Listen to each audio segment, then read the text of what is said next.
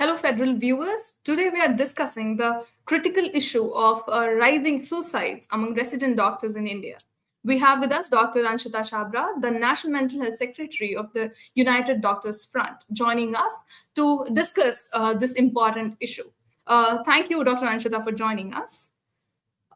First of all, when we talk about the Thank you increasing for number of having me. suicides of resident doctors, we've seen that over 25 resident doctors have tragically died by suicide in 2025 alone so far. And the Supreme Court appointed National Task Force recently held a stakeholder consultation to discuss the issues of suicides of resident doctors recently. So, Anshita, to start with, I would like to know what were the key concerns raised by stakeholders at this meeting. The first one was the duty hours, Mm-hmm. the duty rosters, the mental health, the Mm-hmm. burnout, and complete lack of implementation of the existing rules. This Right. was the main concern. Mhm.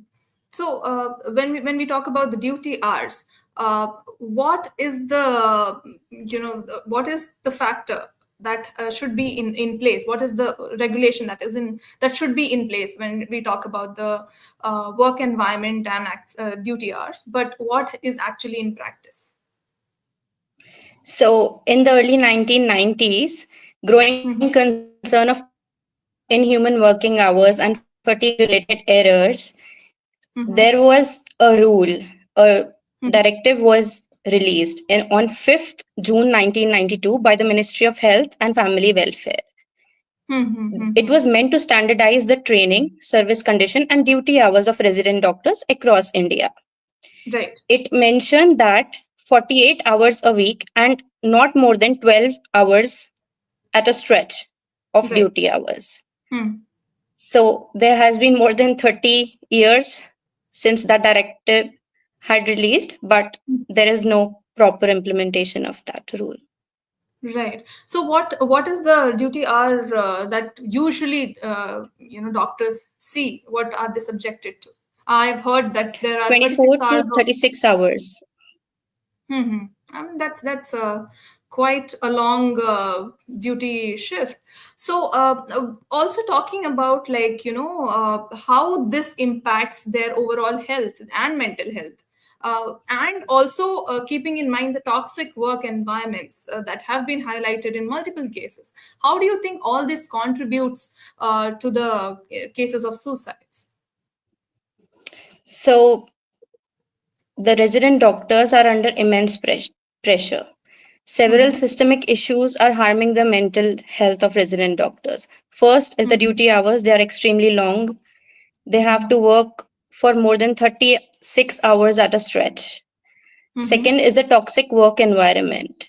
There's often Mm-hmm. pressure, bullying, academic pressure is also there, and no safe space to speak. On top of that, there is no structured mental health support, delayed stipends, and stigma around seeking help. All of Right, this right. combined creates a very unsafe and exhausting system for our young doctors. Right, right, And this is right. the reason why many are giving up mentally and emotionally. I mean, I'm sure there would be a lot of, since there is a lot of discussion over this, do we have any form of committees which are, within the hospitals that are monitoring this? No, there are not much Mm-hmm. efforts regarding the committee and implementation of these rules. Right, right. So, talking about the current working conditions, and you said that, it violates the 1992 Ministry of Health directive, where you said that, it should not go ahead beyond 12 hours of one stretch duty. What kind of immediate change do you think is required to enforce the 48-hour weekly cap? I mean, are we having a resource crunch of doctors that everybody is overworked? Everybody is overworked, of course. Mhm. The Mhm. solution is very simple. The Mhm. hospitals can make duty hours transparent. We can conduct audits Mhm. and we can hold institutions accountable if they violate the rules. The Hmm. resident doctors should not have to beg for rest. Hmm. And Hmm. duty rosters bring structure. If they are mandatory and available to all departments, it will become harder for the hospitals to exploit the doctors. Surprise Hmm. Hmm. inspections keep institutions on their toes. They know that they can't hide overwork or abuse. So you rightly mentioned that how mandatory duty rosters or surprise inspections, audits can help. So how do you think, like coming back to mental health again, how do you think these reforms will address the mental health challenges and ensure accountability in a medical institution? Like what first of all, when there is no transparency, when there is no committee like you mentioned for addressing the mental health issues, what is it like, whether is it anxiety, whether it is depression or sleeping disorders, what are the issues that doctors face and how can these be addressed?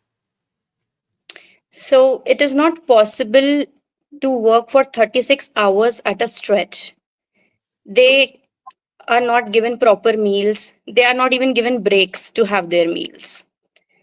There is lack of duty rooms for the rest, and Mm-hmm. there are not even basic hygienic facilities available like bathing, and even washrooms are not clean. They are made to use the common washroom which is used by the attendants and the patients. Mm-hmm. um, they are deprived of clean toilets. Mm-hmm. So Yeah, and talking about mental health, what do you think? How these issues, and not just mental health, I think we see that working for these long hours on a everyday basis, I'm sure it also affects the physical health of an individual. yes, As it a doctor, does. what do you think? Yeah. Many doctors at a very young age are dying of stroke, are having cardiac arrests due to these Mm-hmm. long working hours. And Mm-hmm. Yeah. we Yes. Yes. Please go ahead. and also there is a lot of abuse and overwork at the workplace. They are not Mm-hmm. there is It's not a very accountable environment, and You're right. Right. leaves are denied, and Mm-hmm. they are unofficially curtailed. They're not given leaves. So Mm-hmm. mental health and personal life is severely affected, which Right. leads to burnouts and even suicides. Mm-hmm. So, asking, when we talk about an accountable body, we see that NMC is something that students hope that should intervene.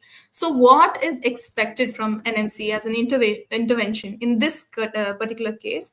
And what role do you think can expert consultations or institutional transparency as a whole can play in preventing suicides?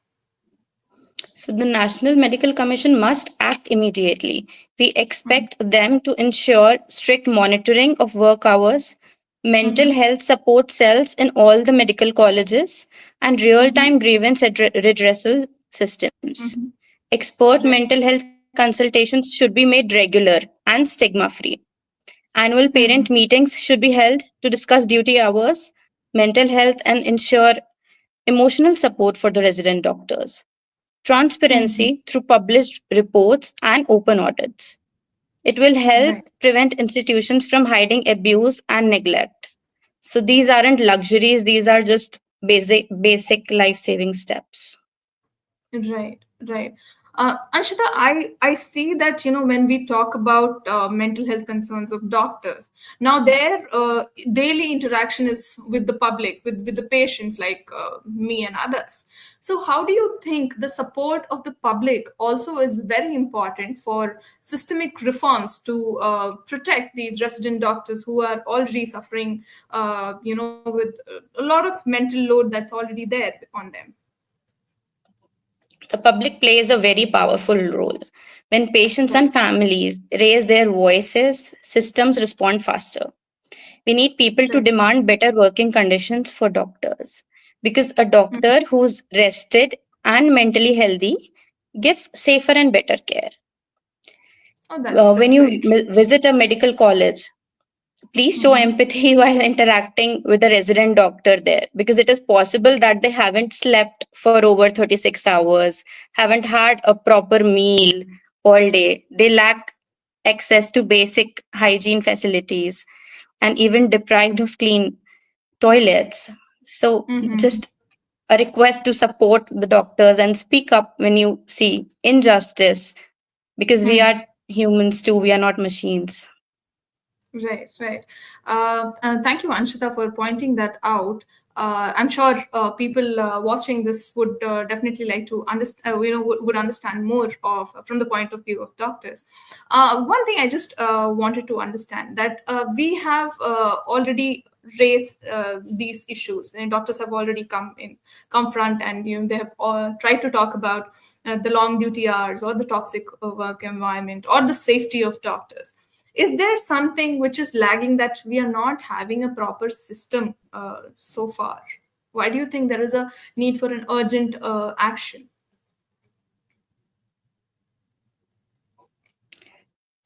So, see, as I told you before, that this law was passed 30 years back.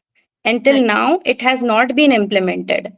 The Hmm. proper duty rosters, I mean, all this should be made mandatory. Correct. Right. Right. And this, I mean, it's not something that doctors should have to fight for. Yeah, Thank you this so is much. just Yeah. basic dignity, I should say. Yeah. Yeah. Yeah. And Uh, mental uh, safety and the right to survive our training. Before we wrap up, I just wanted to go back to the recent meeting of the National Task Force. Just wanted to understand what are the key demands that have been raised by the doctors. Yeah. So the mental health was the main issue. Mm-hmm. Um, residents often face discrimination, isolation, and denied equal opportunities. The system Right. doesn't have the sensitivity or policies in place to Mm-hmm. support them properly, which Correct. makes them even Right. more vulnerable to the distress. Gender Right. based discrimination remains a silent but serious issue in medical institutions. Female doctors are often subjected to bias, harassment, or Mm-hmm. denial of equal opportunities, and even rape. I mean, we've seen that in Yes. the Kolkata incident, and at many other cases that have come up. And we sincerely hope that something is done in this regard, and the law is implemented to ensure that doctors also remain safe. Thank you so much, Anshita, for joining us at the Federal. Thank you so much for having me.